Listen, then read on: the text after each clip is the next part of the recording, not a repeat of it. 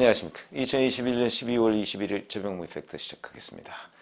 국민의힘 이준석 대표와 조수진 최고위원, 지금 선대위에서는 상임공동선대위원장하고 공보단장 이렇게 만나고 있죠.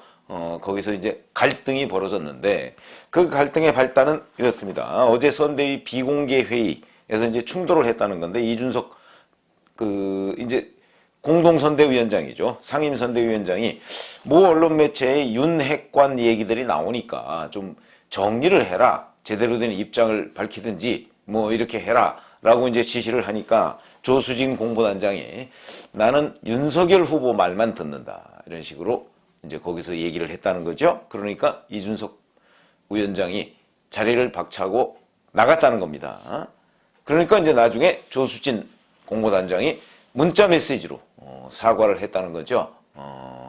이런 부분은 모두 다 내 책임이다 그러면서 사과를 했다는 건데, 문제는 그 밤에 조수진 공보단장이 또 일부 기자들한테 가로세로 연구소라는 유튜브 하는 곳이 있죠. 여기가 이제 이준석 대표의 정신건강 문제를 제기한 그런 동영상을 하나 만드는 것이, 과거에 만든 것이 있는데 그걸 공유해가면서 기자한테 보냈다는 거죠. 그거는 이준석 위원장이 정신적으로 문제가 있다 이런 거 아니겠습니까? 그걸 공유해서 기자한테 보냈다는 얘기는 결국은 이준석 대표가 원래 저게 좀 정신적으로 문제가 있어. 그러니까 정신건강 이런 이제 본인의 의지를 담아서 거기다가 기자한테 보낸 거란 말이죠. 그러다 보니까 당연히 이 기자가 이 사실을 또 이준석 대표가 알게 된 모양입니다. 그러니까 사과해놓고 이게 도대체 뭐야? 라고 얘기했죠. 이런 부분. 그러니까 이제 사과의 진정성이 없다. 이렇게 생각을 하는 것 같고, 여기다가 조수진 최고위원이 또 이 선대위 비공개 회의뿐만 아니고 몇 군데에서 아마 그런 얘기를 했던 모양인데, 이제 윤석열 후보의 말을 내가 대신 전한다. 이런 식으로 얘기를 해가면서 당내 교수 출신 의원들에게 이제 김건희 씨, 겸임 교수 이런 거, 그런 게 사실은 별거 아니다. 그래서 김건희 씨를 좀 옹호하는 성명서를 내달라. 이런 식으로 요구를 했는데 이 의원들이 또 반발했다. 교수 출신 의원들이 반발했다. 이런 얘기도 있더군요.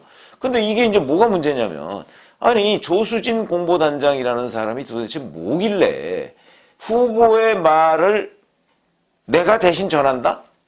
그러면서 후보가 당 소속 의원들한테 서운함을 가지고 있다. 글쎄요, 이게 진실 여부, 진실 공방이 벌어졌습니다. 보니까 오늘 아침 정미경 최고위원 같은 경우도 그걸 100% 믿지 못하겠다. 이렇게 나오더군요. 그건 무슨 얘기냐면, 과연 윤석열 후보가 조수진이라는 사람한테, 의원들한테 이렇게 내 말을 전해라. 라고 얘기를 했을까요?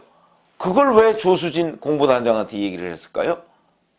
그러니까 이게 조수진 공보단장이 윤석열 후보의 무슨 말을 들었을 가능성은 있는데, 어쨌든 본인한테 전화라고 했다는 식으로 얘기한 부분은 좀 과장되거나 왜곡이 있었던 것 아니냐.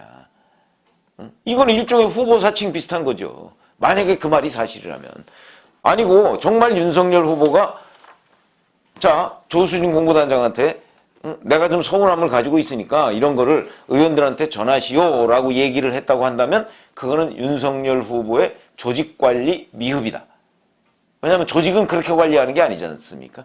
조직을 관리해 본 사람인데 저는 그렇게 하지 않았을 거라고 생각을 합니다. 그렇기 때문에 이런 부분, 요 두 가지에다가 이준석 대표와 조수진 최고위원 간의 그동안의 여러 누적된 갈등 관계가 있습니다. 여러 차례 있었습니다. 그런 것까지 종합적으로 돼서 이제 이준석 대표가 조수진 최고위원한테 선대위 공보단장의 거취를 분명히 하라라고 얘기해서 잠시 뒤죠. 오후 4시에 이준석 대표가 이제 기자회견을 하겠다. 이렇게 지금 예고를 해놓은 상태입니다. 그래서 저희가 좀 기다리다가, 근데 윤석열 후보는 좀 두고 보시죠. 라고 한 걸 보고, 그리고 김종인 총괄선대위원장이 자기가 이 부분에 개입할 뜻을 밝혔기 때문에 아마 윤석열 후보와 김종인 총괄선대위원장 간에 어떤 얘기들이 있었고, 김종인 총괄선대위원장이 이 문제에 개입해서 좀 정리를 하는 건데, 대략적인 방향은 조수진 최고위원이 이제 정말 진정성 있게 이준석 대표한테 사과하는 방향으로 이걸 마무리 지으려고 하는 것 아닌가. 그런데 조금 전에 조선닷컴에 보니까 단독 기사로 이런 게 떴더군요. 이준석 대표가 본인이 선대위 모든 직을 내놓고, 모든 직이라는 게 결국 상임공동선대위원장 아니겠습니까? 그거하고 미디어 홍보본부장인데 그 자리를 내놓고 대신 이 선대위가 규모만 크고 제대로 된 역할을 못한다. 그러니까 제대로 된 실무형 선대위로 바꾸자 하는 제안을 할 것이다. 이게 지금 떴더군요. 만약에 오후 4시에 이준석 대표가 정말 자기의 선대위에서의 직책을 다 내려놓고 그 선대위 구성을 다시 하자. 실무형으로 라고 얘기를 한다면, 자, 그렇다면 윤석열 후보는 이 문제를 어떻게 정리해야 할까? 이제 이런 부분이 문제가 되고 있습니다. 그건 이제 지금부터 막 계속 굴러가겠죠. 뭐 이렇게 돼서 이제 갈등이 증폭되는 양상으로 이렇게 번질 텐데, 뭐 그렇게 되면 또 이제 윤석열 후보의 뭐 리더십 문제 뭐 이런 거 저런 거 해서 지지율 영향을 당연히 받겠죠. 자, 근데 우선 이준석, 조수진 이 두 사람의 갈등에 대해서 당내에서도 엇갈리고 있습니다. 누구는 이준석 편, 누구는 조수진 편, 누구는 양비론 이렇게 돼 있습니다. 여기 보면 장제원 의원이 오늘 그런 얘기를 했더군요. 김종인 대표는 어제 보니까 조수진 최고위원이 말을 좀 잘못했고 이준석 대표도 화를 낼 만도 하다. 조수진 최고위원에게 오전 중으로 정중하게 사과하라고 전화했다. 이렇게 이제 중재의 뜻을 밝혔는데, 홍준표 의원은 자기가 운영하는 플랫폼인 청년의 꿈, 청문 홍답 이 코너에서 이준석 대표가 승부수를 던졌는데 그만두면 어쩌냐라는 질문에 이 대표가 극약 처방을 해서라도 당 기강을 바로잡고 트러블 메이커들은 쳐내야 한다. 그러면서 확실하게 이준석 대표의 그 편에 섰고요. 장제원 의원은 페이스북에다가 당대표와 공보단장이 이틀째 난투극을 벌이고 있다. 티끌만한 억울함도 감내하지 못하겠다는 당대표의 옹졸한 자기 정치가 선대위를 얼마나 이기적으로 만들고 있는지 알아야 한다. 이렇게 되면 이게 뭐 이제 이준석 대표를 저격한 것처럼 보이지만 조수진 최고위원을 향해서도 또 어디서 함부로 후보 뜻을 팔고 다니나. 당대표를 공개적으로 비판하려면 분명한 명분이 있어야지 당장 사과할 일을 왜 하는가? 적어도 앞에서 한판 붙었으면 뒤에서 영상 돌리는 짓거리는 하지 말아야 하는 것 아닌가? 양비론적 입장에 섰습니다. 김재원 최고위원은 대표가 이의 제기하고 화를 내는 것이 충분히 이해할 만하다. 다만 지금은 대선이다. 이 모든 논쟁이 우리가 대통령 선거에 승리하는데 도움이 되느냐를 척도로 생각해야 되지 않는가? 이렇게 여기도 약간 양비론 비슷하게. 하태경 의원은 이 대표 없는 대선은 지는 게임이다. 이렇게 해서 당내에서도 이런저런 여러 가지 의견이 분분합니다. 자, 그러면 뭐 4시라고 그래요. 앞으로 몇 분 안 남았는데 이 문제는 어떻게 해결을 해야 될까요? 제가 보기엔 상황이 어떻게 굴러가든 간에 조수진, 이준석 이 두 사람 간의 갈등 관계에서는 윤석열 후보는 본인한테 도움이 되는 쪽으로 결정을 해야 됩니다. 누가 그 자리에 있는 것이, 아니 두 사람이 화해하고 간다면 뭐 오케이지만 정말 화해하지 않고 화해를 못하겠다고 한다면 둘 중에 하나를 선택해야 된다면 윤석열 후보는 그 중에 당연히 표가 많은 쪽을 선택해야 된다. 누가 표가 많죠? 이준석 대표가 표가 많습니다. 그러면 당연히 공보단장을 물러나게 하고 그리고 이거는 기강이 있어야 될 거 아닙니까? 선대위에. 그러니까 선대위에 기강을 잡는 차원에서라도 둘 다 화해를 할 수 있는 게 최선. 만약에 화해를 못하고 둘 중에 하나를 선택해야 된다면 당연히 기강을 잡는 차원에서라도 공보단장을 물러나게 해야 한다 하는 이 기준이 명확해야 되고요.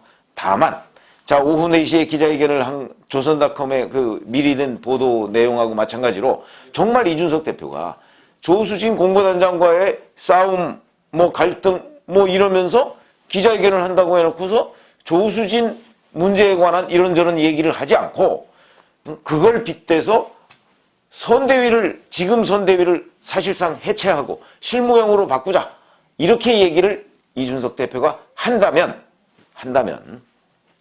저는 그 경우에는 이준석 대표가 후보의 권위에 정면 도전한다고 봅니다. 이렇게 되는 건 후보로서는 용납이 안 되죠. 그리고 지금 78일 남았습니다. 자, 78일 남은 대선을 앞두고 지금 선대위를 실무형으로 재구성한다고요? 그럴 이유가 없고요. 그거는 공연한 분란만 일으킵니다. 그냥 실무형 선대위로 하고 싶으면 정말 지금 있는 선대위를 그렇게 운영을 하면 됩니다. 선대위라는 게 어차피 그거 뭐 대단한 거 아닙니다. 그렇기 때문에 선대위를 실무형으로 운영하면 됩니다. 다른 사람들도 선대위에서 직책을 맡고 그 사람들은 또 그 사람들대로 하고 뭐 총괄 선대위 선대본부장 있으면 그 사람하고 몇몇 사람들이 해서 실무형으로 회의하고 다른 사람들은 어차피 선대위의 직책이라는 거는 그 직책만 가지고 있지 실질적인 역할이 그렇게 크지 않습니다. 그렇기 때문에 만약에 선대위 구성을 다시 하자고 나오면 이준석 대표가 그럴 경우에는 윤석열 후보가 그거는 후보에 대한 도전으로 판단을 해야 된다. 후보에 대해서 도전을 해서 선대위를 재구성하든가 아니면 난 그만두겠다라고 이준석 대표가 얘기를 한다면 그건 후보하고의 승부가 됩니다. 그 다음부터는. 그렇게 되면 후보가 질 수는 없는 거 아닙니까? 대선에서. 그렇게 되면 이 선대위에서 그렇게 되면 당연히 이준석 공동선대위원장이 이제 뭐 본인이 안 받아들여지면 사의를 표명하겠죠? 그러면 그 사의는 받을 수밖에 없다. 그런 게 기준이 돼야 된다. 그러니까 지금은요 78일밖에 남지 않은 그 대선입니다. 이 대선에서 뭘 다시 구성하고 뭘 어쩌고 하고 이런 몽리를 받아줄 정도로 한가롭지 않습니다. 그렇기 때문에 모든 거는 자 대선이 제대로 갈 수 있느냐 없느냐 이거 하나만 기준으로 삼아야 된다. 대선까지 가는 길 그 와중에서는 표가 많은 사람이 왕이고 그 다음에 후보가 첫째다. 그 후보의 권위에 도전하는 것 그리고 후보의 지지율을 깎아먹는 행위 이런 것들은 후보의 입장에서 봐야지 다른 뭐 누가 잘했네 못했네 이런 입장에서 볼 이유가 없다. 이렇게 생각을 합니다. 그런 차원에서 본다면 자 뭐 이게 뭐 계속 굴러가는 일입니다. 이 굴러가는 일에서 오로지 기준 하나는 대선에 도움이 되느냐 안 되느냐 하는 판단을 저는 윤석열 후보와 김종인 총괄선대위원장 간에 소통을 해서 도움이 된다 싶으면 받아들이고 도움이 안 된다 싶으면 과감하게 정리를 하고 넘어가야 한다. 이런 기준이 유일한 하나의 기준이다. 이렇게 말씀을 드리겠습니다. 감사합니다.